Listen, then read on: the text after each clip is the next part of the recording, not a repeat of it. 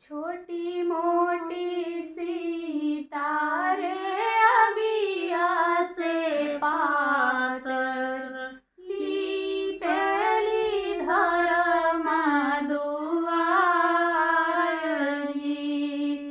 लिपियो न पाई सीता धर्म दुआरिया, उतरी परे श्री राम जी।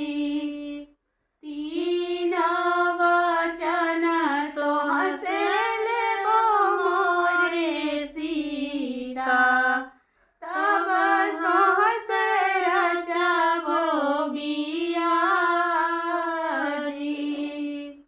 जब हम गइनी है गंगा जी के पसवा, गंगा कास चली जाई जी।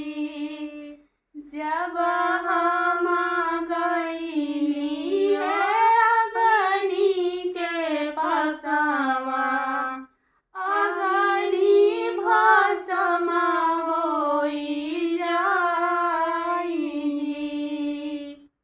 जब हम गइनी है तुलसी के पसवा, तुलसी मगन होई जाई जी।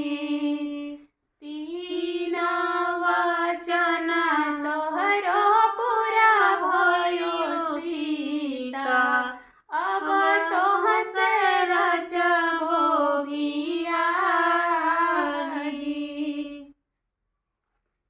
अब गा के देखा।